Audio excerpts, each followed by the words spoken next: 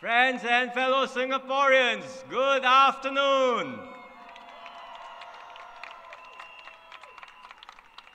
We've reached the midpoint of this campaign, and it's a good time to remind ourselves this election is about your future, our future, not just for today, but for our children, our grandchildren. So I ask you to consider, who do you trust to steer Singapore through the coming storm? Who do you believe can secure a brighter future for you and your families? Say it louder one more time. And again. This year is SG60, 60 years of independence, 60 years of a Singapore miracle we built together.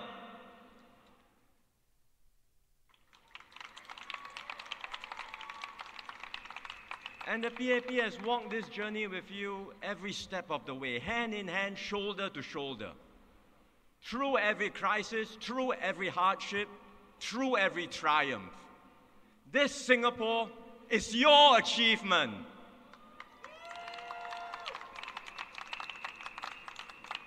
Now we stand at a new crossroads.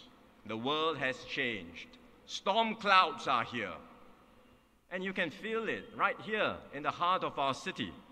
Businesses are pulling back. Every day you read the newspapers, you get more and more worried because the rules keep on changing. Markets are volatile. Investors are becoming more cautious. This is not a passing storm. The storm will be here for some time because the world has changed. For how long? We don't know. But one thing is certain. This storm will test us. And if we are not careful, we could lose everything that we have worked so hard to build here in Singapore. Now look, I don't want to bring you bad news. Certainly not in an election campaign. It would be far easier to paint a rosy picture and give you just sweet promises. But you know this is not the PAP way. We have always been upfront and honest with you because you deserve to know the truth. You deserve to know what's at stake. Yet throughout this campaign, have you heard any opposition party talk seriously about the challenges we face? Not a single one, because to them, this is the PAP's burden to carry. They want the PAP to form the government. They only want, as they say, more seats in Parliament. More seats, but not more responsibility. Now, each party alone, the opposition party, each party alone may not have enough candidates to form the government. But there are multiple opposition parties. The WP and the PSP are already in Parliament. They are focusing on the eastern and western parts of Singapore so that they can grow their presence. And all over our island, other opposition parties like the SDP, the NSP, PAR, RDU, they are all seeking to make breakthroughs, to have a seat in Parliament. When you add them all up, the numbers are not small. And you start to wonder, what is the kind of politics we are going to have in Singapore? And that's why I said from the very beginning, this is a tough election, and it has proven to be so. And now if opposition parties break through in several constituencies, not just one, not just two, but a few, then even if the PAP were to be returned to govern, it would be with a severely weakened mandate. It's not just the loss of one minister. I could lose 3, 4 ministers. The opposition says, don't worry, life continues. Really? Are you being serious? Losing 3 to 4 ministers will weaken the cabinet team, will weaken the government, will weaken Singapore. In the end, the choice lies with you And I believe Singaporeans, young and old, all of you are discerning and sophisticated voters. You know what's at stake. And I'll put this to you to consider. If you, in your heart of hearts, believe that the PAP is still the best party to take Singapore forward through these uncertain times, then support me and my team. Vote for the PAP.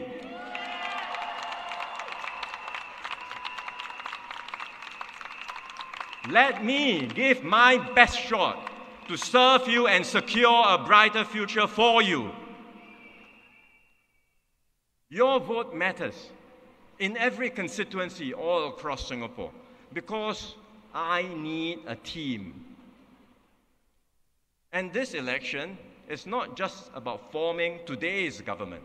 It's also about building tomorrow's leadership. And let me explain.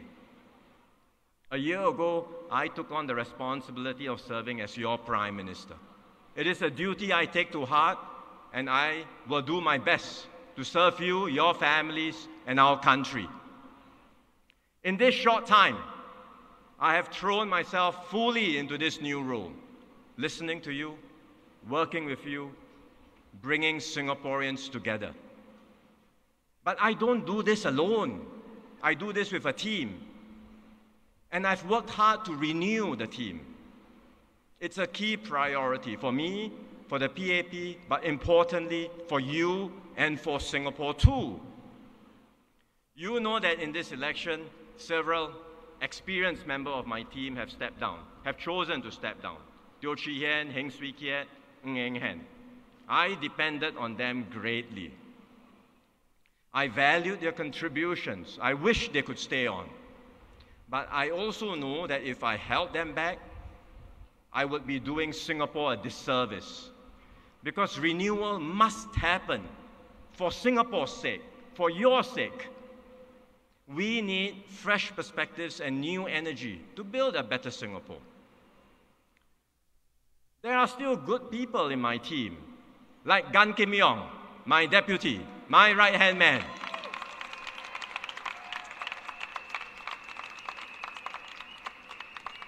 We were together on the COVID task force. Now, he's leading the Singapore Economic Resilience Task Force to take us through these turbulent times. He's been on so many task forces that I read on the internet some joke, he's the task force man. But I told him, if people want to call you that, then wear it with a badge of honor. You are Singapore's task force man.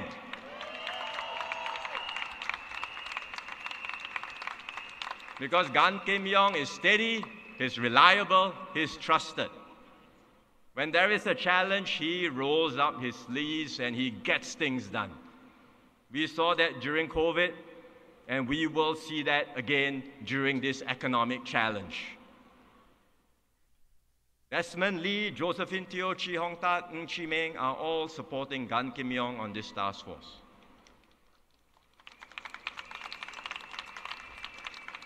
They are all key members of the team, working together to steer Singapore through these very uncertain times. So it's a good team, but I must continue to strengthen the team for the next term and for our future. And that's what I've worked so hard to do. I've done my utmost to bring in new blood. This election, we've fielded the largest number of candidates in recent history. You heard from some of them just now. Give them another big round of applause, all our new candidates. I'm proud of every single one of them. They are capable, but importantly, they have a heart to serve you. And they come from diverse backgrounds. They represent the aspirations and hopes of all Singaporeans. They will be your voices, your advocates, your champions.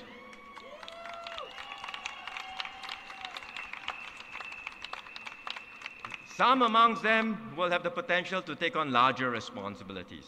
And if elected, they will immediately strengthen my team. And over time, they will develop and grow, just as I did when I first entered politics in 2011. They will be your future leaders who can take Singapore forward. The Workers' Party says to compare its candidates with PAP candidates backbencher by backbencher, backbencher to backbencher. But that's not how elections work. I have experienced ministers contesting in the GRCs, including in hotly contested GRCs. Their loss, if it happens, will be immediately felt and they cannot be replaced. I have new candidates who will add to my team and will eventually grow to take on new leadership roles, like David Neo in Tampines, Dinesh Vasu in East Coast, Jeffrey Xiao in Chua Chu Kang, just to name a few. So, friends and fellow Singaporeans, a vote for the opposition is not a free vote for more alternative voices in Parliament. It is a vote to weaken the PAP team, the team that is truly working for you. It will weaken me and my team. And it will do so at the time when I've just taken over. I'm trying to build up the team to serve you better. It will weaken us at the time when our country is facing real and serious challenges. So I say to all Singaporeans, please consider carefully. This is not a gamble. This is your family, your future, our Singapore.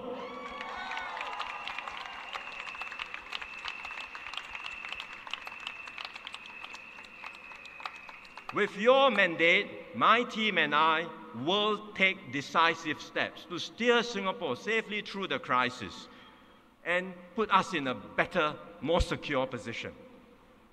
Our key priority is to tackle cost of living concerns, and we started this work earlier. I had announced a comprehensive package in this year's budget. The measures all of you are familiar with will be rolled out in the coming months. The opposition says all these cost pressures, blame the government, blame the GST. But look, inflation here was largely imported. It's due to conflicts and wars overseas, due to global supply chains disruptions. And you can look around you. Countries everywhere are experiencing this too. It's not a Singapore phenomenon. We've dealt with this imported inflation through sound monetary policies. And it's working, because inflation here has been coming down faster than in many other places. Raising the GST was not easy. It was a very difficult decision to make. We thought very hard about it. But we did it because we needed the revenues to take care of all our seniors, and the number of seniors are growing very quickly. At the same time, we took great care in the implementation of the GST increase, because the GST increase was accompanied by enhancements to permanent GST vouchers, which we give out to lower and middle income households. Because of these vouchers, lower and middle income households pay less than the headline rate of 9% GST. Who pays the full rate? Three groups: foreigners, tourists, and higher income families. The opposition wants these three groups to pay a lower rate. Would you? I wouldn't. I think it's fair and right for them to pay the full rate. But for lower and middle income Singaporeans, we protect you, we shield you, we give you permanent GST vouchers in cash, and that means you pay an effectively lower GST rate. That's how our GST system works.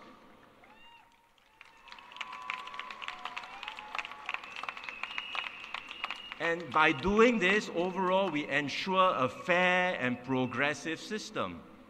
It is effective. It is sound. We explained all this in Parliament because these issues came up. We debated, we presented the data and the facts, and the opposition had no counter to this in Parliament. But then when elections come, they conveniently choose to ignore all this. Why? Because politically they know it's to their advantage. To make this an issue, to stir up unhappiness, just to maximize their votes. Think about it. What if we had delayed the GST increase? What if we had taken the easy way out? Today, our public finances would be weaker. We would have a funding gap. That means insufficient resources to take care of all our seniors. That means insufficient resources to support you even as we enter into this economic storm. You know, I've said that the support package in the budget is not a one-off thing, that we will continue the help for as long as it is needed, that if conditions worsen, we will be even prepared to do more, and we have drawer plans ready to be activated.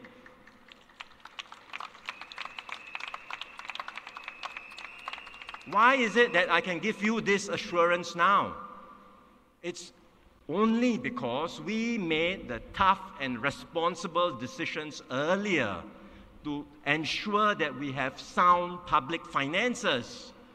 And that's why today we can confront the challenges ahead with confidence. We have the resources to support you. We have the resources to steer Singapore safely through this crisis.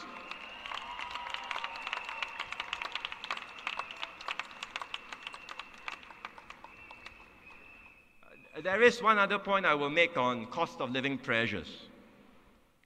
For many businesses, all of you running businesses, you will know, a key cost driver is local wages. You look at all the opposition manifestos, or certainly most of them, many propose a minimum wage across the board by law. Now, we want to uplift lower wage workers, don't get me wrong. The PAP wants to do it. We have put in place good systems to do so. We have workfare, additional income for lower wage workers to boost their incomes. We have progressive wage models, sector by sector, which we have implemented, which are showing results. They have been working well. But the opposition party says this is insufficient. They want a minimum wage across the board by law. One proposal says set the minimum wage at $2,250 a month. It sounds good on paper. I would like to lift wages up too. But you know what will happen if we implement this? By law. Companies will have to pay more for their workers. Their costs will go up. How do they recover the costs? They can only recover it by raising prices on the goods and services they sell to Singaporeans. How does this solve cost of living pressures? It will only make things worse. In fact, the companies will not only raise prices, they may even cut back on hiring lower wage workers, because lower wage workers are now more expensive, and that can mean fewer jobs, more unemployment amongst those who are least able to cope with this. These are things the opposition will never acknowledge, of course. Their manifestos have many details, a long wish list. But are they feasible? Are they viable? Are they sustainable? Would there be negative outcomes? Please think about it. For all of you working here in the business and financial district of Singapore, you know, if something sounds too good to be true, it probably is too good to be true. There is no such thing as a free lunch.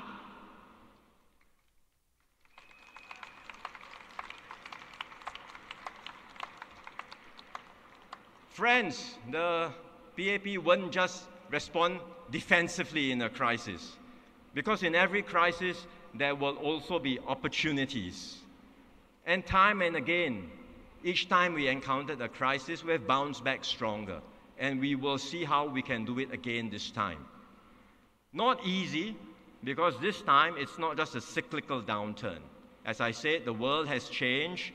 It's a fundamental change in the global order, so it will be harder for us to bounce back. But we will do so. We will be agile, we will be nimble, and we will look out for new opportunities. That's what my team and I have been doing, even in the midst of running around in this election campaign. We've taken time off to engage our counterparts because we never stop working for you and for Singapore.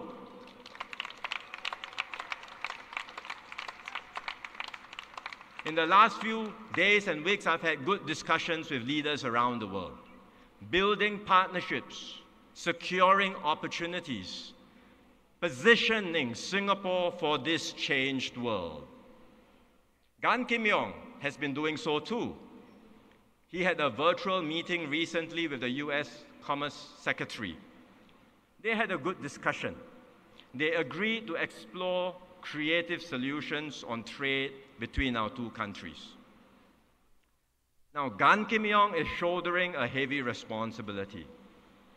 He's our lead person negotiating with America on tariffs and trade matters. I say, let's give him our full support so that he can secure better outcomes for all of us.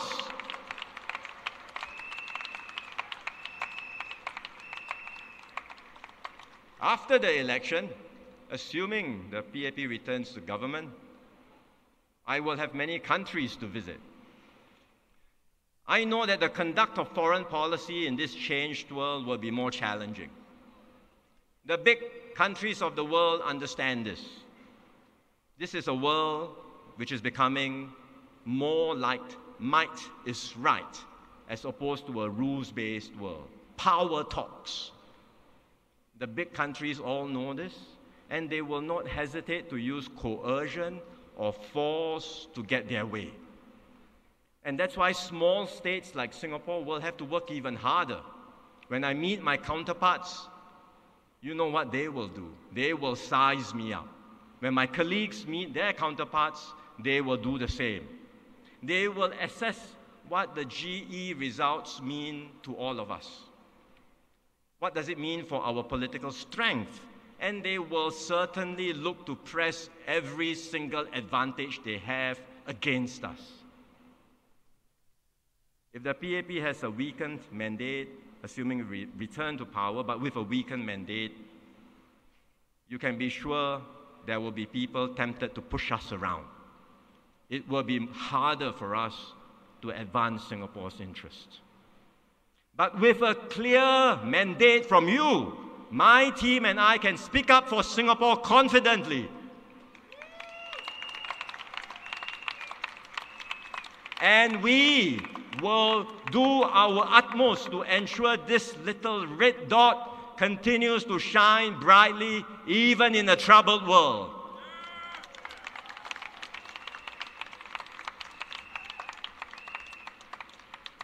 Now, if America persists in its high tariffs, we have to be prepared. We have to be mentally prepared. Multinational enterprises here, particularly the American ones that manufacture to export goods all the way to America, they may say, look, it doesn't make sense to continue in Singapore. Tariffs are too high. Let's go back to America, produce in America for America, which is what this policy is about. America wants to bring back their companies, produce in America for America. If this happens, there will be a significant impact on our economy. And we have to be mentally prepared and brace ourselves. We have to adjust, and we can. We have done it before, we can do it again. One bright spot, one hope for optimism is that the Asian story continues. Asia continues to be the growth center in this world. It's a growing market with a rising middle class. And many companies will want to reconfigure their supply chains and they will want to look for a trusted base to invest in Asia for Asia. And Singapore can position ourselves to benefit from these opportunities. But to do so, we must keep our business and political environment stable. We must continue to stay open and competitive.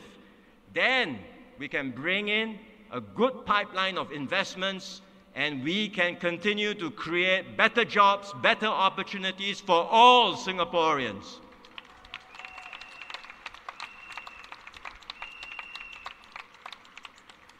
Now, all this will require a major restructuring of the economy, which we will have to carefully manage. And that's why, again, we need experienced hands, we need capable people to help steer us through. I know the new jobs will be different from the ones that we have today.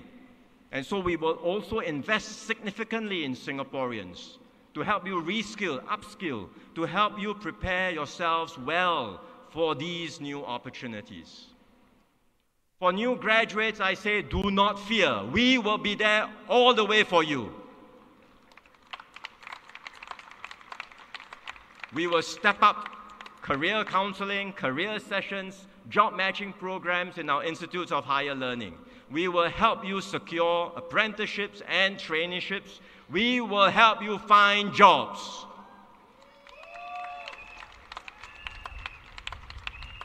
For those who are already in the workforce, I say to you, we will give you a fresh and substantial injection of skills. This will help you stay competitive and relevant. We have already invested significantly in Skills Future, and we will continue to improve this system of lifelong learning so that it's easier for you to get trained, to reskill, to upskill, to find courses that are suited for you, and to secure better jobs for yourselves. And for people who lose their jobs, it's tough, but I tell you, we will be there to catch you and help you bounce back stronger.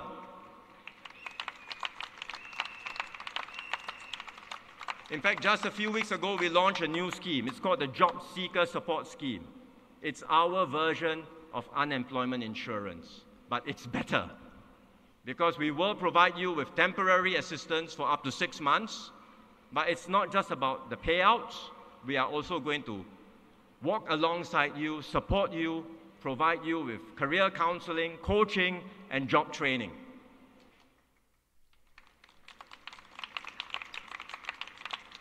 This scheme has just started. It's just as well we've done this now, because as we encounter more storms, more uncertainty, if there are more retrenchments, there will be a safety net to help you and support you.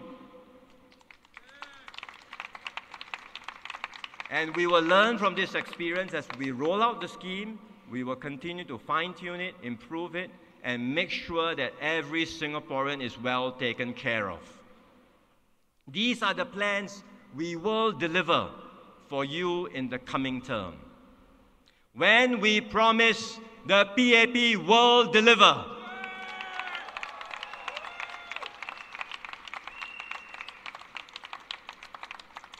Beyond these uncertainties, I also want to work with all of you to shape and to build the Singapore we want for the future. I know many Singaporeans, even our fiercest critics, even those in the opposition, will acknowledge that what we have here in Singapore is not bad. If you compare 60 years ago and now, living standards have gone up across the board. We have succeeded beyond our wildest dreams. But I know many people also say life feels like a pressure cooker. You're concerned about the intense competition and stresses faced by your children. You worry that your children may not flourish and thrive in such an environment. I hear you. I understand these concerns. It's a big challenge, and there are no easy answers. We are a little red dot. We have to work hard, we have to stay competitive, and we have to move forward. No one owes us a living. We have to secure a better living by ourselves. But if we push too hard, we end up overworked, overstressed, and everyone is unhappy. That's not a good outcome. So we must find a better balance. A better balance where we work hard to secure our living, but we also have space. Space to breathe, space to dream, and space to live our lives to the fullest. I believe we can make this happen. That's the new Singapore dream we must create together. And that's why over the past year I've been busy making changes. You've seen them, we've announced them, we've been reforming education. No more streaming. We have changed PSLE scoring. We have revamped the GEP, the Gifted Education Program. We have enhanced parental leave, now up to 30 weeks or 7.5 months for parents to spend time with their newborns. We are giving a bigger boost for mental health, and we are investing more in our caregivers, the unsung heroes in all our families taking care of our seniors and vulnerable groups. It has only been 1 year. I've just started. There is still much more we can do together.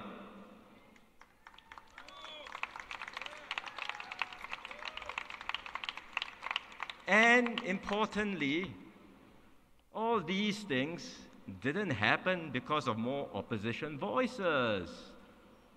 These are the results of a PAP that listens, that learns, and acts for you. These are the results of a PAP that will always put you at the center of everything we do.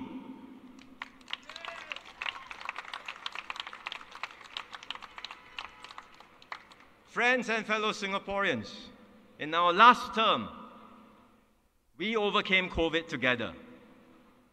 You've seen me and my team in action. We've walked that journey with you through the darkest moments of our lives. You trusted me, Kim Yong, and our team at that time. We saved jobs, we saved lives, and we brought Singapore together.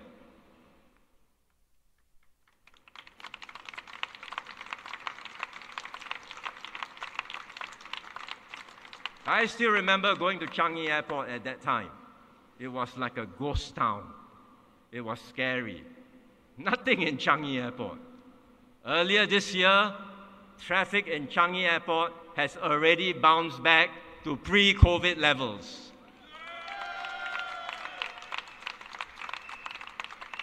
In 2 weeks' time, we are doing groundbreaking for Terminal 5. That is what the PAP will do for you, with you, and for Singapore. Together, we have overcome, and we will do so again.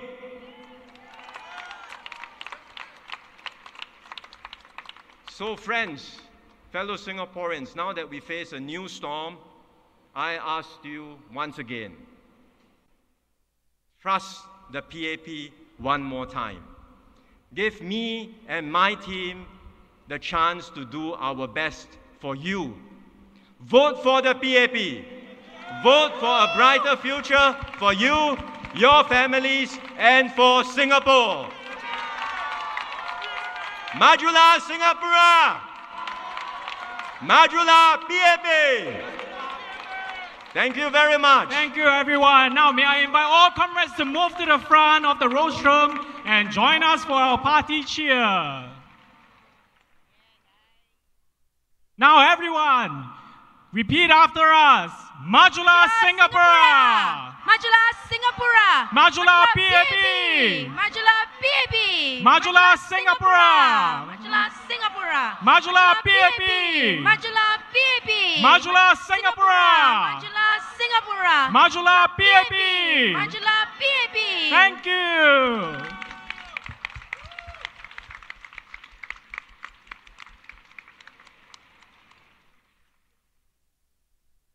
Thank you for joining us today, and we have come to the end of our Fullerton rally.